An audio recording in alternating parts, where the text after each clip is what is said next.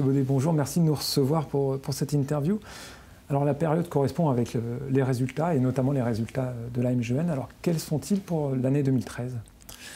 L'année 2013 s'est achevée sur un résultat équilibré sur l'épaisseur du trait. On a encaissé 1,8 milliard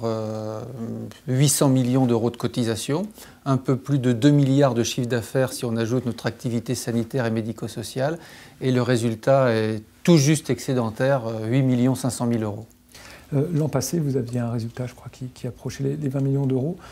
À quoi est-ce dû cette baisse de résultat ? Alors, notre souhait premier est toujours de faire en sorte que notre taux de redistribution des cotisations sous forme de prestations soit le plus élevé possible. Donc cette année encore, il est supérieur à 90%, 94% très exactement, ce qui est un taux très important.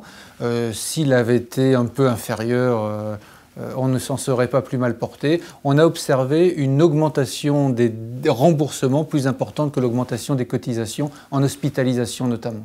D'accord, donc vous notez un dérapage de la sinistralité, vous notez qu'en France, en tout cas, il y a une consommation de plus en plus grande en santé ?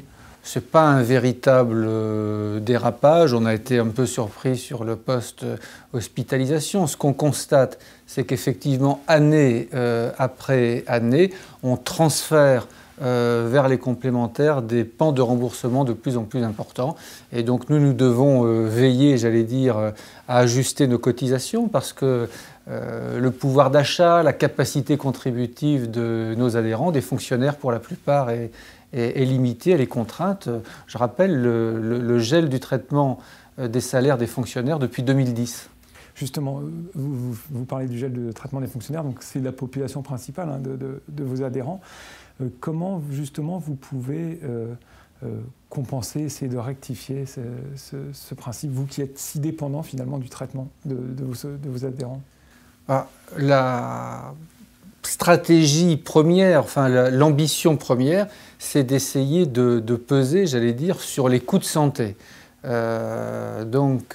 Nous essayons de passer des accords avec les prestataires ou professionnels de santé qui soient respectueux des intérêts de chacun, mais qui garantissent l'accès à des soins de qualité à des coûts maîtrisés. Ce sont nos fameux réseaux, les réseaux Audistia, Optistia, les accords que nous avons avec la profession dentaire notamment, qui nous permettent de maîtriser le niveau des dépenses de santé. Nous avons des accords de même type avec les hôpitaux, avec l'hospitalisation. Et puis une des particularités de la MGEN, c'est que nous nous efforçons, j'allais dire, de rembourser des soins utiles. Nous ne sommes pas prêts à la prise en charge de tous les suppléments d'honoraires ou dépassements tarifaires qui, selon nous, parfois s'effectuent sans tact ni mesure. Dans votre réponse, il y a deux éléments très importants qui sont liés à 2013 et à 2014. D'un côté, les réseaux de soins, puisque les mutuelles ont enfin la reconnaissance de la possibilité d'avoir ces réseaux de soins, et puis également les dépassements d'honoraires. On va d'abord aller sur les réseaux de soins.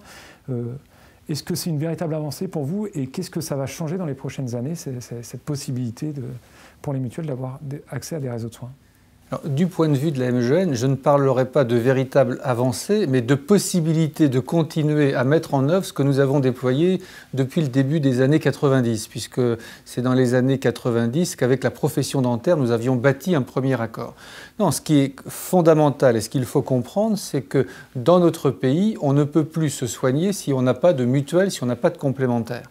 Et les mutuelles ne peuvent pas être là uniquement pour solvabiliser les désengagements du régime obligatoire ou les dépassements de tarifs et d'honoraires. Il faut donc que nous puissions contribuer à organiser l'accès aux soins et la possibilité de conventionner, de créer des réseaux agréés est un sujet majeur. Donc la PPL Leroux nous permet de continuer à le faire. Cette possibilité pouvait nous être enlevée. Le souhait profond de la MGEN, c'est que cette possibilité soit demain étendue à un champ plus large. Je pense notamment aux honoraires des médecins. Les organismes gestionnaires de complémentaires santé ont l'impression justement d'être amenés dans le futur à solvabiliser ces dépassements d'honoraires. La position MGEN, mutualité, elle ne change pas. Votre vision des choses, c'est toujours la même ?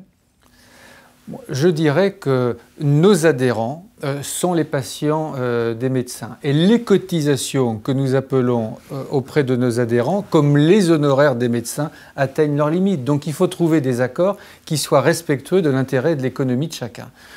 Une problématique réelle vient dans un certain nombre de cas de l'insuffisance des tarifs de la sécurité sociale. La sécurité sociale, face à son incapacité à réajuster les tarifs, laisse s'organiser et se développer la liberté tarifaire. On voit bien que c'est une voie sans issue. Il faut donc que nous ayons la possibilité de passer des accords, des bons accords avec les professionnels de santé pour, dans un certain nombre de cas de figure, pouvoir accompagner, accroître la rémunération des professionnels de santé pour que ce soit une juste rémunération, mais on ne peut pas laisser se développer sans aucune limite les dépassements d'honoraires. Alors, dans l'année 2013, il y a également eu le fameux feuilleton Annie, puisque dès janvier, on commençait par dire qu'il y aurait quasiment plus de santé individuelle, sauf pour les seniors et les chômeurs. Clause de désignation, pas de clause de désignation. Finalement, on arrive à un statut qui fait que bientôt tous les salariés seront couverts par une complémentaire santé. Alors certes, la MGEN est d'abord implantée sur le terrain des fonctionnaires. Néanmoins, est-ce que vous estimez que l'année 2013 a été une année difficile pour le secteur de la santé, et particulièrement pour les complémentaires santé ?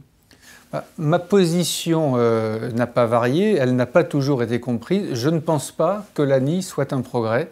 Je ne pense pas que ce soit la bonne manière de procéder pour généraliser l'accès à la complémentaire santé. Vous l'avez dit, l'ANI s'adresse aux personnes qui ont un emploi, mais dans notre pays, compte tenu de l'évolution de la démographie, jamais on a eu autant de personnes retraitées. Malheureusement, compte tenu de la situation économique, jamais on a eu autant de demandeurs d'emploi et de demandeurs d'emploi de longue durée. Et lorsque l'on regarde les jeunes, on voit bien que la durée d'études et le temps qu'il faut pour entrer sur le marché du travail sont des périodes qui ont tendance à s'allonger. Pour toutes ces raisons-là, de notre point de vue, l'ANI est une mauvaise réponse à une vraie question parce qu'elle ne permet pas, l'ANI ne permet pas d'organiser les solidarités intergénérationnelles. Donc, mais l'ANI est là. Alors, s'agissant de la MGEN, comme vous l'avez dit, nous sommes pour l'essentiel une mutuelle de fonctionnaires, un peu plus de 3 millions de mutualistes, et parmi ces 3 millions de mutualistes, à peu près 230 000 dans notre mutuelle MGEN Filia.